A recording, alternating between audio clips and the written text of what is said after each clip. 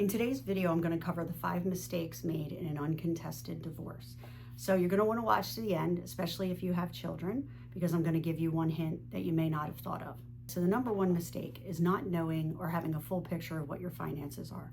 This is especially important if it is an uncontested divorce and you think that it's something you might be able to settle through a mediator or things like that. So you're going to want to make sure you have a very clear picture of what your finances are. So in my other video, 10 crucial steps when you start a divorce, I talk about all of the documentation that you're going to need to gather. I also include that in my free digital journal that you can get by clicking on the link below, and that'll take you to the journal.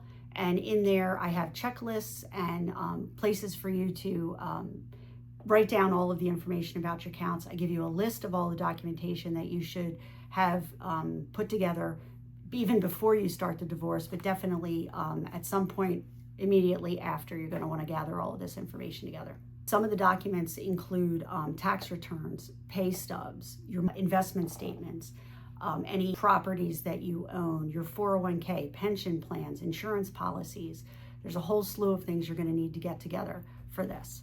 You're also going to want to find out if your spouse has any properties, investments, or credit cards, things of that nature that they may have taken out during the marriage that either they put in your name, in a joint name, or just in their name. So you're going to need to find out all of this information if you don't know it already. A good way of doing that is to run a credit check on both of you. If that's something that's legal to do in your state, run a credit report, check it thoroughly, make sure that you are aware of every account that is on both of those credit reports. And if there's anything that you're not aware of, you definitely want to make a note of that. And I would suggest contacting a lawyer if you're not sure about what the information is for that account, or start snooping around, start looking in your file cabinets and things like that for any information that your spouse may have put there about these accounts. Maybe they took them out and nothing untoward was being done, but there also could be situations where they're hiding money, or they've taken out credit cards and things in your name and you're not aware of them, so then that's going to affect your credit report, things of that nature. This is all things that you're going to want to know. Second mistake, and I did go over this in another one of my videos, was accepting child support or spousal support without having a court order for it. So you're going to want to definitely make sure that you contact a domestic relations department or whatever department in your county handles the payments for spousal and child support. You're going to want to contact them. You're going to want to have a session together where they go over your pay stubs and tax returns and your spouse's paychecks and tax returns. And they determine then what the amount of spousal support and child support should be. What they also then do is they will attach your spouse's wages to that. So they will have the company that your spouse works for will deduct the money from their wages before they even get a paycheck. Then that money goes to the state, and then the state sends that money to you. So you don't have to worry about not being paid or your spouse using the money to try to manipulate you to either get more time with the kids or try to get you to get back together with them or anything. Maybe you're dating someone and they don't like them, so they decide that they're going to stop paying you spousal and child support. So when things go through the domestic relations department, they can't do that. The payments have to continue to come. And if they don't make a payment or they quit their job or do something like that, it's domestic relations' job to go after them and get the payment and get that money. So it's not something that you need to worry about. So I highly recommend that you do something like that. The other thing that'll happen if you go through a domestic relations department is they will delineate your medical expenses and things like that as far as how much each person made. So if your spouse makes 70% of the marital income and you make 30%, then the medical bills and things like that would be split 70-30. So your spouse would be responsible for covering 70% of it, and you would be responsible for covering 30% of it. So you're going to want to make sure that you have that in your agreement as well, because you don't want to get stuck with your spouse not reimbursing you. And if it is included in the domestic relations paperwork, then domestic relations can go after them for the payments for that as well. You basically just need to show that you sent them the information and that you've done your due diligence in trying to get them to reimburse you for the medical bills. And if you can show that, then domestic relations can go after them, and you don't have to worry about getting an attorney for that.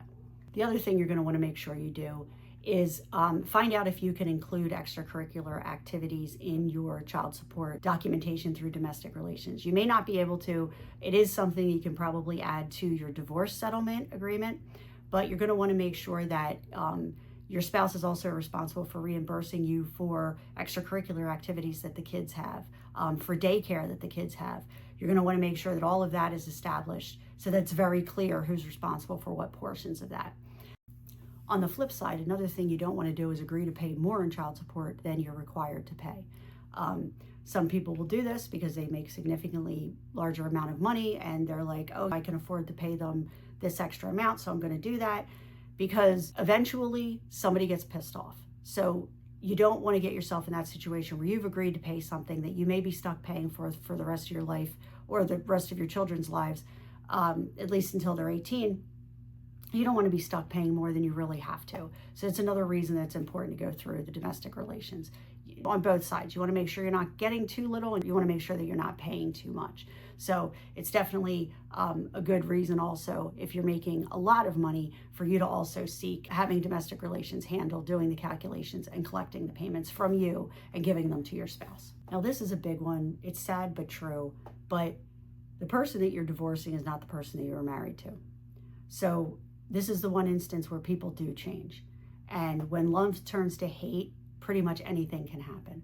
So you don't want to believe pretty much anything that your spouse says.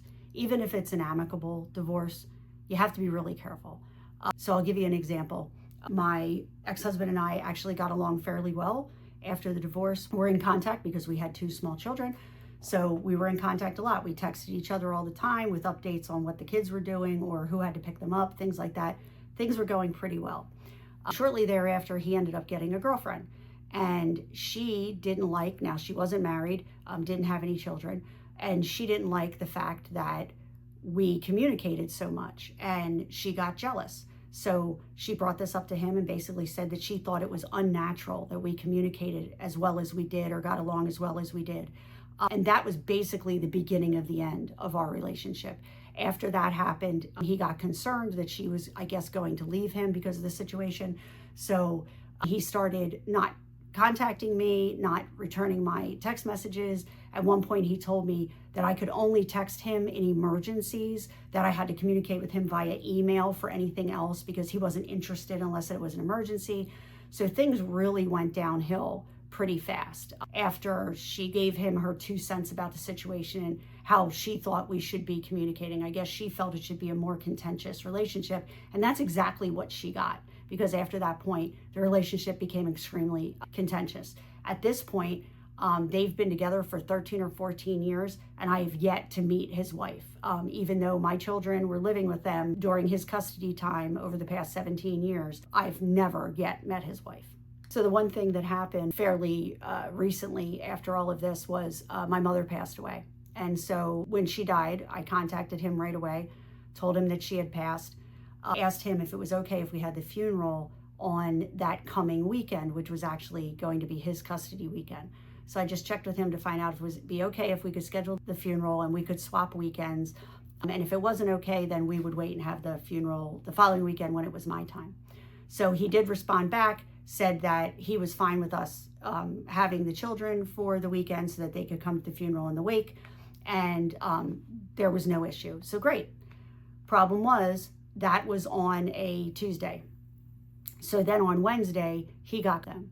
Once he got custody of them, I suddenly get an email saying that he and his girlfriend discussed it, and they feel that the girls were too young to be attending a wedding, that it would be, or I'm sorry, a funeral, and that it would be too upsetting for them to go to the funeral. So they weren't going to allow us to have them anymore.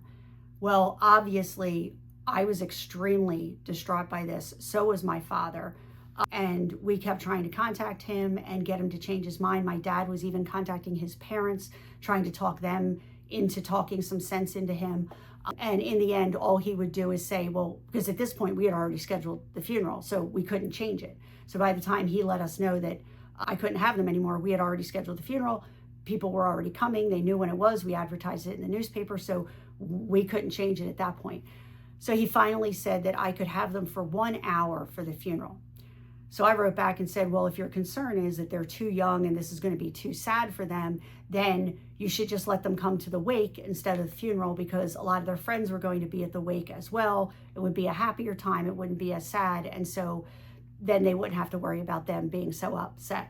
So this is when I realized that this had nothing to do with them really being upset, because if they were really worried about that, they would have been, you can have them for the wake, not for the funeral. But they absolutely insisted that we take them for the funeral only. We couldn't have them for the wake, and I could only have them for an hour, and that he was going to bring them to the funeral home and drop them off, and then he was going to pick them up. So we just really had little recourse. And at the time, we just mentally weren't equipped to deal with what was going on. So the day of the funeral came, and he texted me that he was going to be dropping them off. So I had a friend of mine go out front, because I was about to give the eulogy. So I had a friend of mine go out front to get the girls. And suddenly she texts me and says, you need to come outside. He won't let me have the girls. So I went out to the front of the funeral home, and there's a police officer sitting there in a cop car. And I'm like, what is going on? Both of my daughters are upset. They're both dressed in rags. I don't even know where he got the clothes that he put them in, because they weren't appropriate for a funeral. So just more little mind games that he liked to play. But anyway, so I spoke to the police officer, and my ex-husband walks away and goes back to his car. And as he's walking away, the cop said to me, well, he said he has a protection from abuse order against you. And so he asked for a police escort. And I said, what are you talking about? There's no protection from abuse order. And I was like, didn't you call the court, find out if there was one? And they're like, oh, well, it's the weekend, so we can't call the court. So we just have to assume he's telling the truth. And I said, well, he's not telling the truth. And so I screamed, and I was like, you seriously told them you had a protection from abuse order against me? He just turned around and smirked and walked back to his car. And I looked at the cop, and I was like, did you just see the look on his face? He's totally playing with you, and he's only doing this to try to cause me stress and upset me. And the cop was like, well, I did see him do that, but we can't prove that he doesn't have one right now, so we just have to assume that he does. So then, of course, the cop's like, well, I'll be back in an hour, because that's when he said he's coming back to get the kids. So we took them in. Fortunately, I had brought some clothes for them to wear, so we changed them. I did the eulogy, and basically at that point they had to leave. So then the police came back again. I had to walk them out in front of the cops and give them to my ex-husband. So this was really, like I said, very disruptive, just done to be mean. There was no reason for it. And then my daughters were really upset afterwards. And my daughter was only 5 at the time. And so she got in the car and she was crying and she was all upset. And he's like, what the fuck are you crying about? And she's like, my grandmother died. And he's like, who fucking cares? Something to that effect. It doesn't fucking matter. Stop crying. So just gives you some idea of what kind of person he was. But this is why I say you can't trust what they say, because things change. People get pissed off. Their boyfriends and girlfriends get pissed off. They don't want them having contact with you anymore. You just don't know what's going to happen. So you have to be really careful about what you believe that they say, and make sure that you get as much as you can in writing, because that can become very important later on down the road. So finally, number 5. The other thing I highly recommend, because I ran into this situation recently, now that my children are older, I have a daughter that's getting ready to go off to college. And her father, even though he makes 5 times more than I do, feels like the child support he's paid me over the past 17 years should more than cover paying for them to go to college. That's not what child support is for. That child support was for me to support them, since I was the primary caregiver and the primary person with custody over those 17 years. And during that time, he failed to notify myself or the court of several extremely large, hundreds of thousands of dollars more in income that he was making. And therefore, he was getting away with not paying me the proper amount of child support during that time.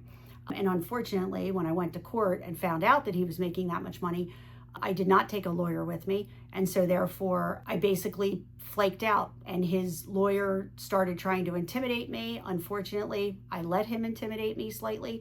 And therefore, I didn't push for us to go before a judge in order to have him pay me the back child support that he paid me. And so that was a mistake that I made, and I don't want to see you make the same mistake, because that money could have helped to pay for my daughter's college now that he's basically refusing to pay for it. So these are things that you want to keep in mind. So make sure that you have in your divorce agreement, if you have children, how much you are each going to contribute toward their tuition. Doesn't have to be dollar amounts, but it should at least be that you're each going to contribute 50%, or you're going to take out loans to pay for this, you want to establish how that's going to be done. And that's to protect your children as well as yourself, because your children deserve an education. They deserve for the parents to pay for that education if they can well afford it. My ex-husband can certainly well afford to pay for their education, and he's refusing to. And there's basically nothing I can do about it. So now my daughter and I are going to have to pay for her education without any help from him. But that's the way that it is, unfortunately. So we just have to live with it. But I definitely don't want to see you make that same mistake. So make sure that that's something that you get in your divorce agreement and discuss it with your lawyer if you have one. You're also probably going to want to include something about medical insurance after the age of 18. So most medical insurance companies now will cover your child through the age of 26. So at this point, we don't know if my ex-husband is going to kick my daughter off of his medical insurance once she turns 18, or if he's going to allow her to stay on it. So, and with expensive as medical insurance is these days, I think it's really important to get that in writing as well. So make sure that you include something to the effect too, that whoever's covering the medical insurance or the spouse that has medical insurance, however it works out, that one of you is actually going to continue to keep the child on your medical insurance, at least through the time that they graduate college. I hope you found this information useful.